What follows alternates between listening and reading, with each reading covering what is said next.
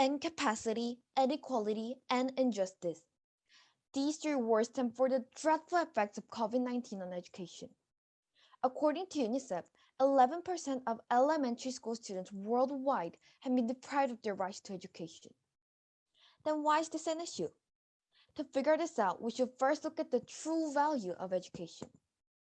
Education is a guidebook for us to know what we are good at or what we like. With this, young children can develop themselves to pursue their dreams.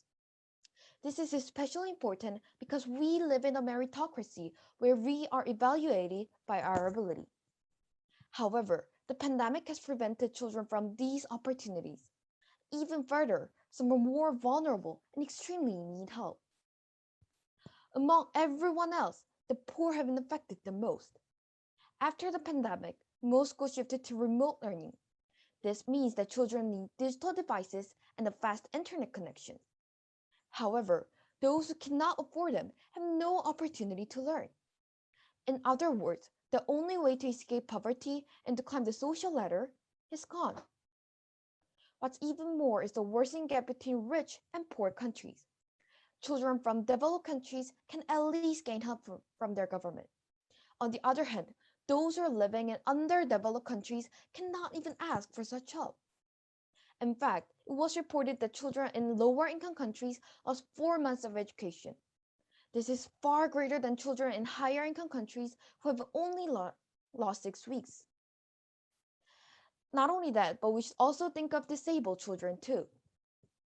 Most of today's online classes only use a few applications like Zoom. This is challenging for students with visual impairment who can only learn by using the Braille system. Also, students who have hearing problems cannot listen to their teachers. These disabilities bring far greater limitations than anyone can imagine. Even students who live in rural areas encounter challenges. They basically live in places with inferior network conditions compared to urban cities. In India, merely 8% of rural students could participate in online classes last year. Likewise, more than 1/3 of students from rural areas had no internet access. Ultimately, the urban-rural divide of education will become irreversible. Last but not least, children who use a minority language are one of the most overlooked groups. Online classes are available on a few platforms that use a mainstream language like English. However, students from ethnic groups that use a minority language are being more and more neglected. Political leaders, news reporters, and even doctors are just a few of the jobs that many children aspire to become.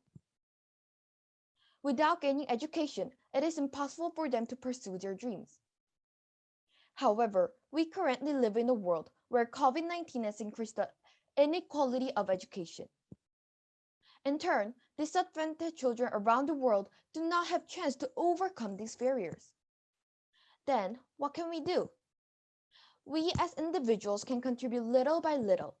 Some can donate their unused laptops, and others can engage in social media campaigns. When these small interests come together, children around the world, regardless of nationality, disability, or economic background, can gain the education that they deserve. Thank you.